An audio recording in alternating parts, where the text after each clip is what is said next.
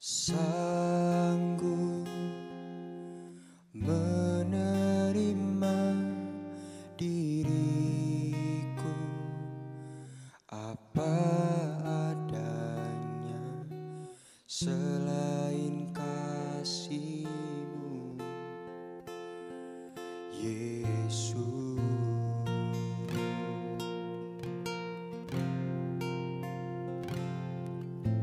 Sungguh tiada lagi kasih seperti ini, sanggup mengubahkan hidupku menjadi baru, selain kasih-Mu, Yesus.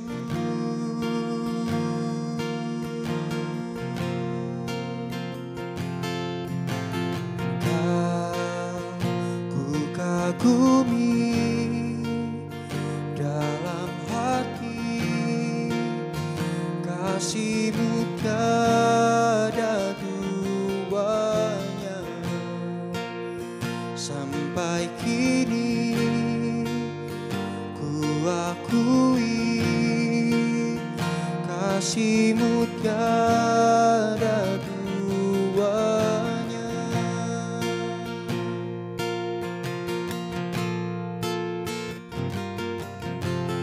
Takkan ada lagi kasih seperti ini,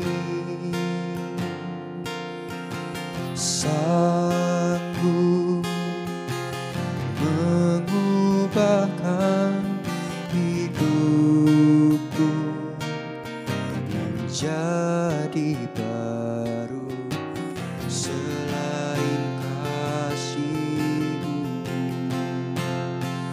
Yesus.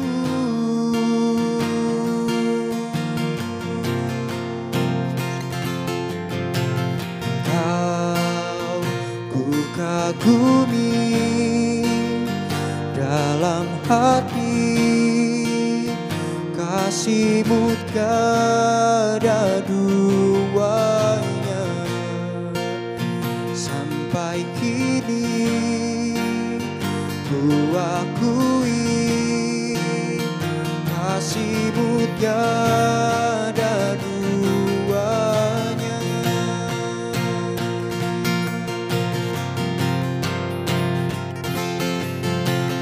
Kau ku kagumi dalam hati, kasih-Mu tiada duanya. Sampai kini ku akui, kasih-Mu tiada duanya. Kasih-Mu tiada duanya. Kasih-Mu tiada duanya.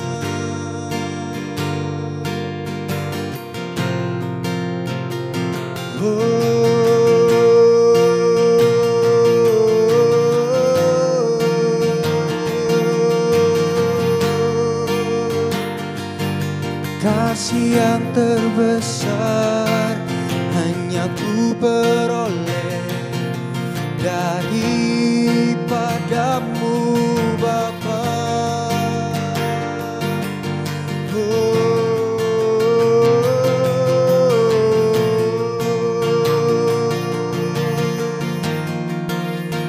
Haleluya, haleluya.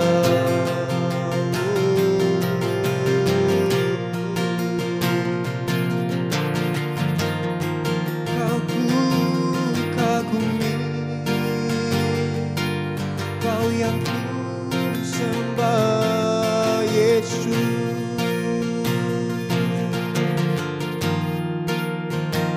sebab hanya Kau satu yang layak dipuji, layak terima sembahku, layak terima pujian namamu.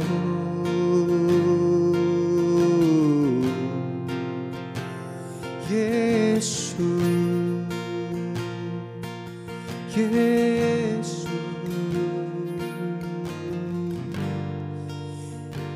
Kau ku kagumi, Kau yang ku sembah.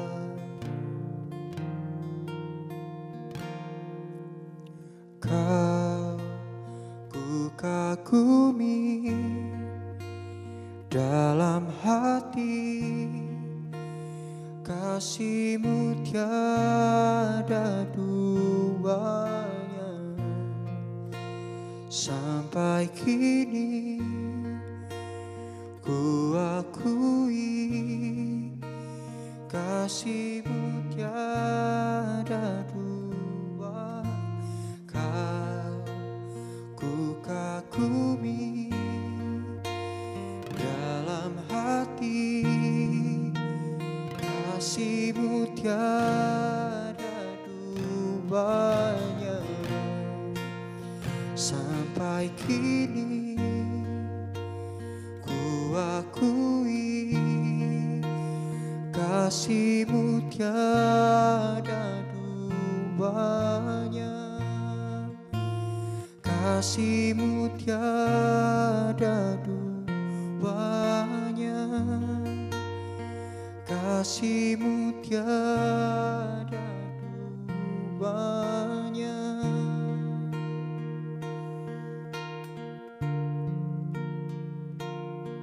Terima kasih.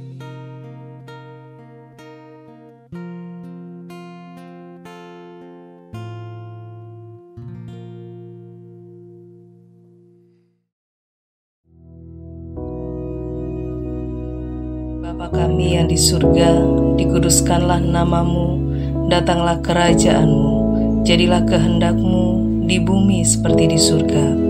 Berikanlah kami pada hari ini makanan kami yang secukupnya, dan ampunilah kami akan kesalahan kami, seperti kami juga mengampuni orang yang bersalah kepada kami. Dan janganlah membawa kami ke dalam pencobaan, tetapi lepaskanlah kami daripada yang jahat. Karena Engkaulah yang empunya kerajaan dan kuasa dan kemuliaan sampai selama-lamanya. Amin.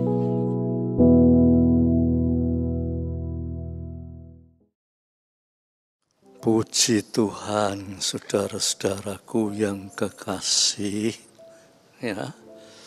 Setiap kita berjumpa, kita selalu ingin mengisi dengan firman Tuhan, supaya hidup kita sebagai anak-anak Tuhan, kita itu terus ditingkatkan kehidupan rohani kita.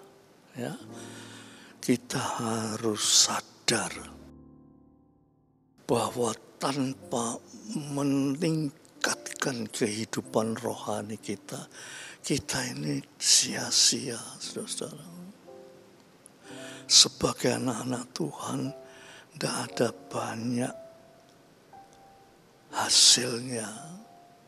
Oleh sebab itu, mari kita sama-sama tingkatkan hidup rohani kita, ya saudara. Ayo kita doa lebih dulu, ya saudara. Bapa,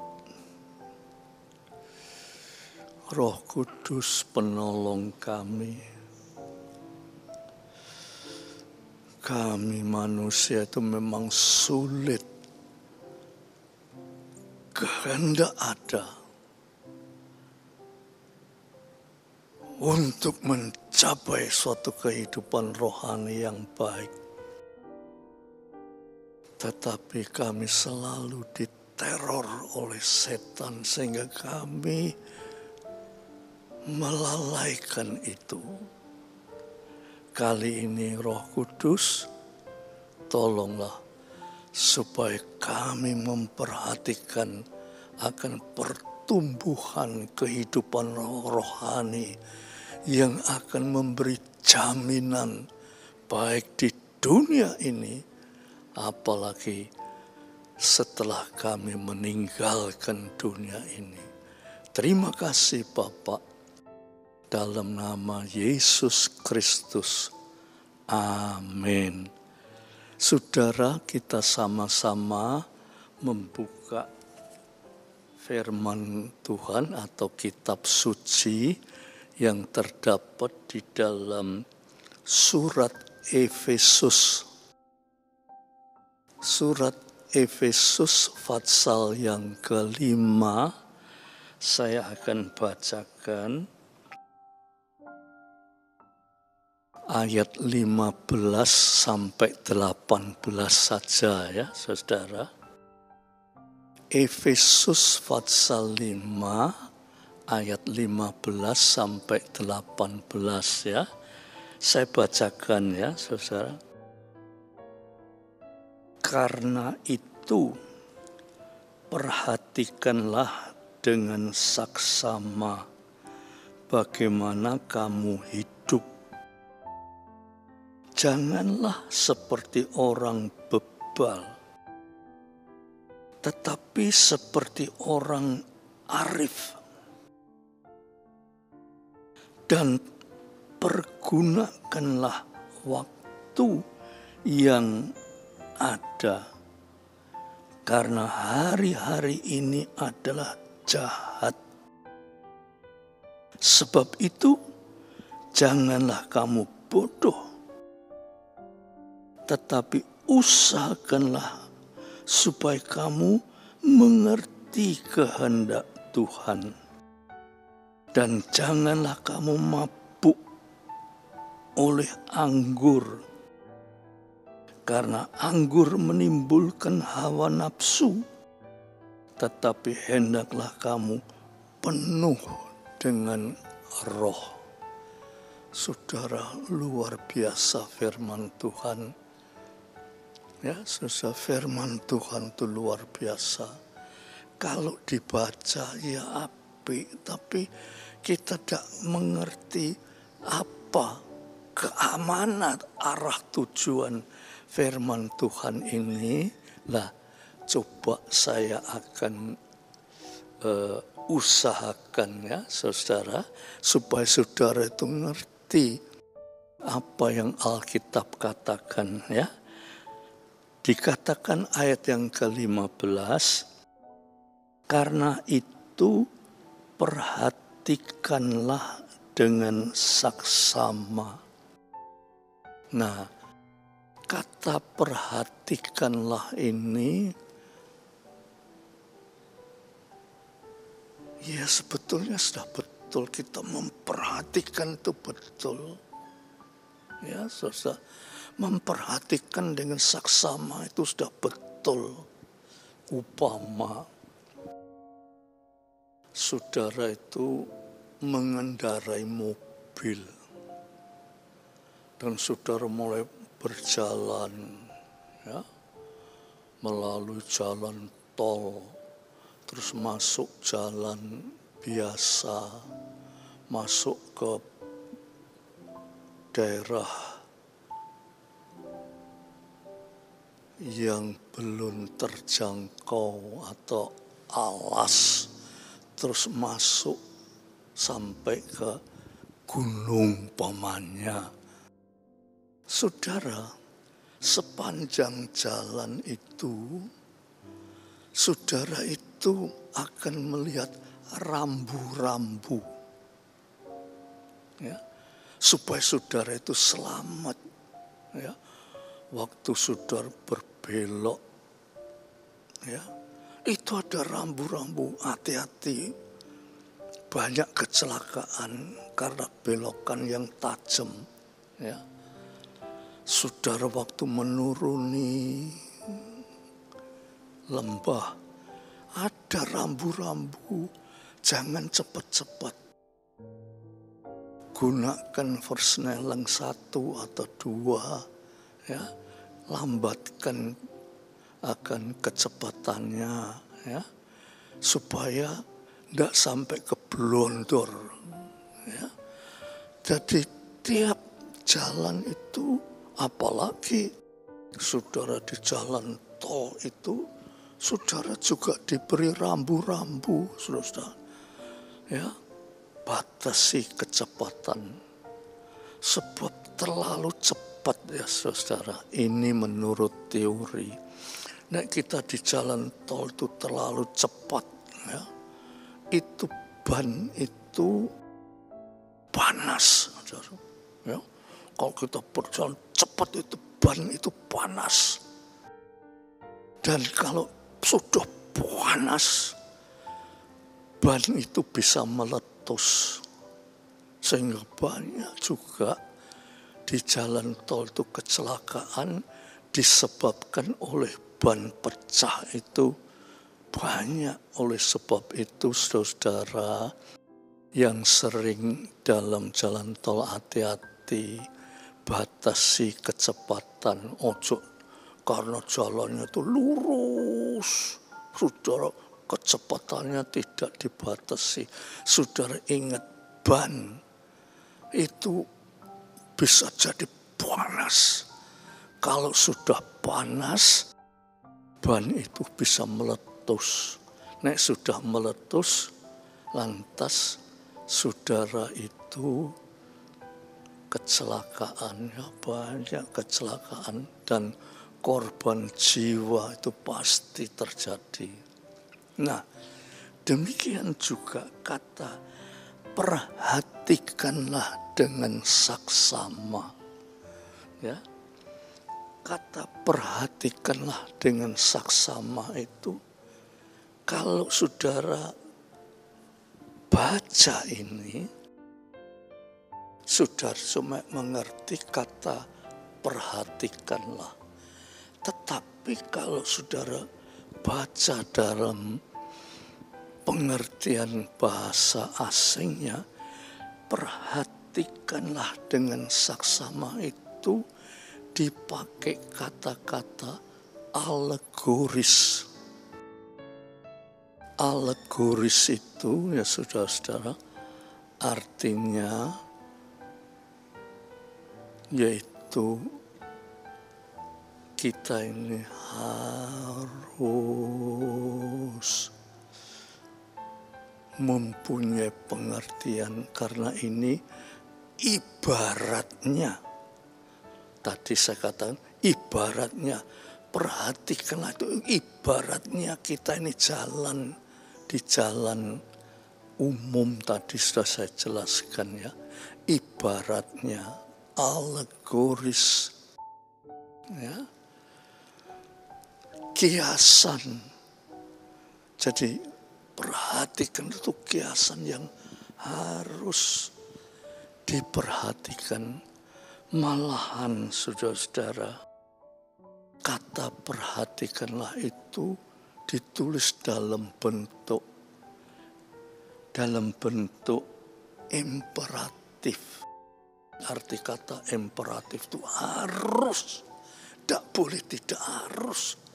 Jadi kalau saudara berjalan dengan kendaraan itu harus, tidak boleh tidak, saudara itu perhatikan rambu-rambu, ya, itu harus supaya saudara selamat, ya.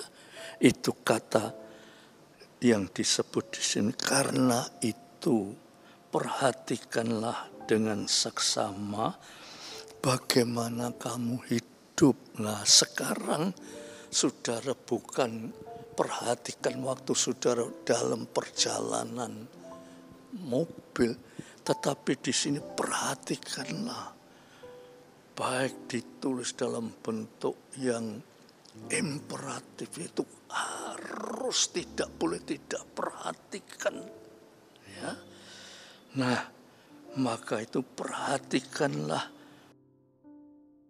bagaimana kamu hidup. Hidup itu jangan sembarangan, saudara. Hidup itu jangan saudara cuma ngerasa no hidup. Nek susah ya dirasakno, nek seneng ya dirasakno. Cuma perasaan tok, tapi kita tidak memperhatikan apa sebetulnya hidup itu. Ya, susah. Apa sebetulnya hidup itu? Kita harus memperhatikan hidup, ya. Terus ayat yang ke-16 digunakan, dan pergunakanlah waktu yang ada, karena hari-hari ini adalah jahat. Loh saudara, pergunakanlah waktu yang ada, karena harinya itu jahat. Saudara sering tidak memikirkan sampai di situ. Kita hanya jalani saja. Hidup itu kita hanya jalani, ya. Tetapi kita tidak mampu memperhatikan akan perjalanan hidup. Memang tidak ada manusia yang mampu memperhatikan jalannya hidup. Tidak ada manusia yang mampu. Ya saudara, tetapi Alkitab ini berkata, perhatikan betul-betul hidupmu ini, ya. Dikatakan hari-hari ini jahat. Ayat yang ke-17 ya. Sebab itu janganlah kamu bodoh. Kita tersinggung ya, nek dikatakan bodoh. Loh, aku bukan bodoh loh. Aku tuh orang yang berpendidikan, saya ini sudah sampai kepada fakultas dan sampai mencapai gelar doktor. Saya ini orang bodoh. Tetapi saudara, sekalipun saudara menyandang gelar yang tertinggi, orang yang pintar, tetapi di sini kalau kita tidak memperhatikan hidup, ya saudara, tidak memperhatikan hidup, podo mbek orang berjalan, jalan tol, wah enak jalan cepat. Nek saudara tidak perhatikan rambu-rambu, sudah jalan cepat tadi sudah katakan, montore bannya pecah, montore gelewar, saudara celaka. Ya, nek sudah gitu tuh tidak ada kelanjutannya, sudah ada. Mau apa? Nah, di sini dikatakan begini, saudara ya. Sebab itu janganlah kamu bodoh, tetapi usahakan supaya kamu mengerti kehendak Allah. Ya, kata bodoh itu tadi, walaupun saudara itu mencapai pendidikan yang tinggi, tetapi kalau tidak mengenal kehendak Allah, Alkitab berkata saudara itu tetap orang bodoh. Tetapi sekalipun saudara bodoh, tetapi saudara mengenal kehendak Allah, saudara bukan orang bodoh. Ini yang harus saudara perhatikan. Mungkin ya, ada supir, ya, mungkin sudah setengah tua, ya, supirnya itu memang kurang pendidikan, tetapi waktu dia berjalan itu supir itu selalu memperhatikan akan rambu-rambu, ya, dan selamat. Jadi supir itu mungkin serang kepala, supir remeh, ya, tetapi dia memperhatikan rambu-rambu, dia selamat. Artinya di sini dikatakan, tetapi usahakan supaya kamu mengerti kehendak Allah. Jadi saudara, orang yang pintar sekalipun, kalau dia tidak mengerti kehendak Allah, itu podombe orang yang berjalan dengan mobil, ya, tidak tahu bahaya. Tetapi kalau orang yang mengerti kehendak Allah, dia selalu memperhatikan rambu-rambu yang tadi saya sudah jelaskan. Jalan yang likak-liku, naik turun, itu banyak bahaya. Tetapi orang yang mengerti kehendak Allah, berarti orang yang memperhatikan rambu-rambu, dia akan selamat. Ya, saudara, itu sebabnya kita sebagai anak-anak Tuhan, ya, berarti kita ini mengerti rambu-rambu. Ya, sebagai anak Tuhan, podo harus ngerti rambu-rambu.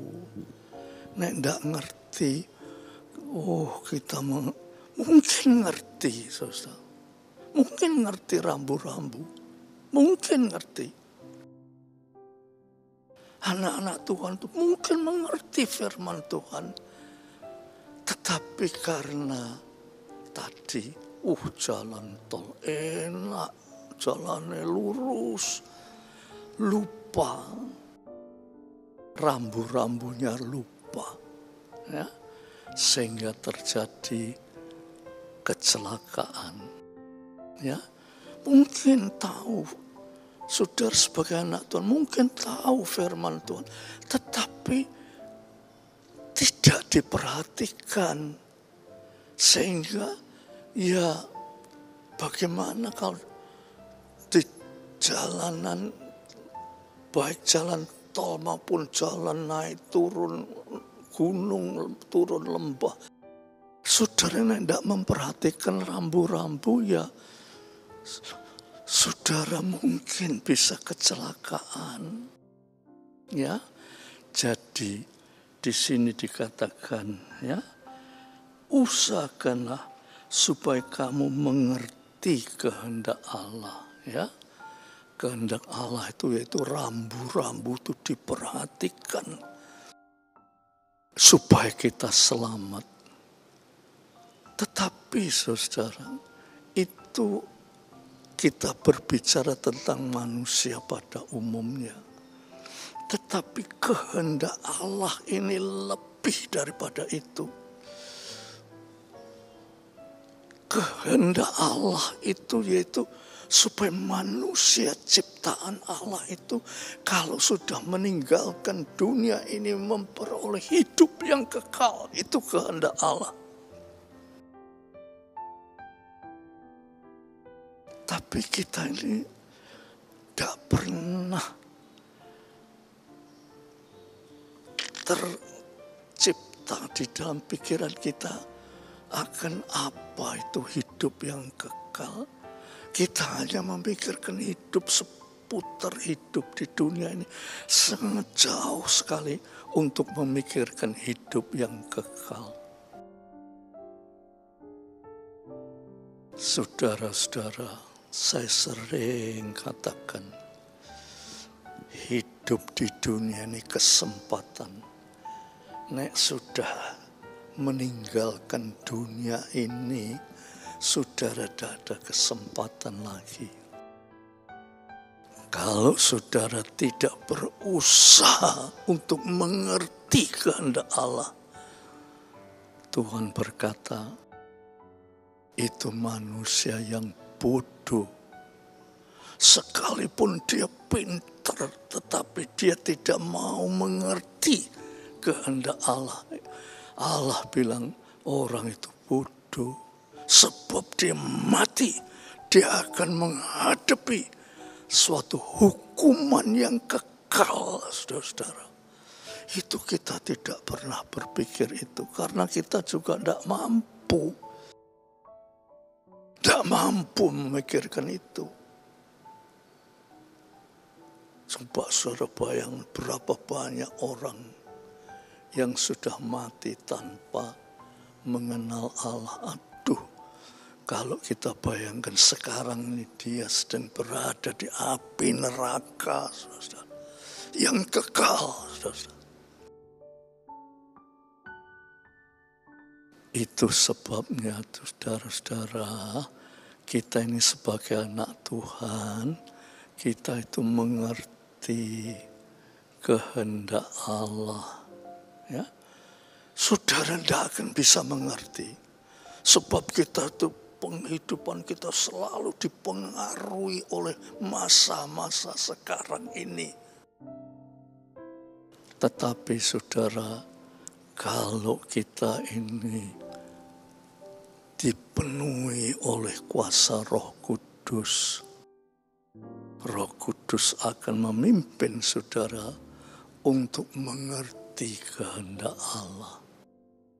Oleh sebab itu saudara, jadilah anak-anak Tuhan yang terus meningkat sampai Roh Kudus menguasai hidup kita dan kita dipimpin pada suatu jalan untuk mengetahui kehendak Allah. Ya, nah saudara-saudara, kita akan akhiri ini dengan doa.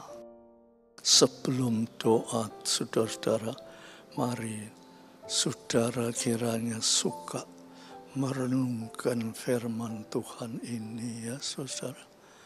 Firman Tuhan ini direnungkan sebaik-baiknya, ya saudara. Direnungkan sungguh-sungguh supaya kita ojo sampai kita meninggalkan dunia ini kita masuk api neraka yang kekal, tetapi kita masuk kerajaan surga yang kekal. Puji Tuhan. Yuk kita berdoa, ya. Tuhan, secara sederhana firman Tuhan ini kami sampaikan, tetapi dengan segala kesederhanaan, kalau Roh-Mu yang kudus berkenan mengurapi firman-Mu, menjamah hati kami, supaya kami mengerti kehendak Tuhan, dan kami boleh hidup menurut jalan kehendak-Mu, sampai kami masuk di dalam kerajaan surga yang kekal. Terima kasih Tuhan. Biar damai sejahtera Bapa, berkat rahmat kasih Yesus Kristus, persekutuan oleh Roh Kudus atas saudara semua sampai Maranatha. Dalam nama Yesus Kristus. Amin. Puji Tuhan. Tuhan memberkati saudara sekalian.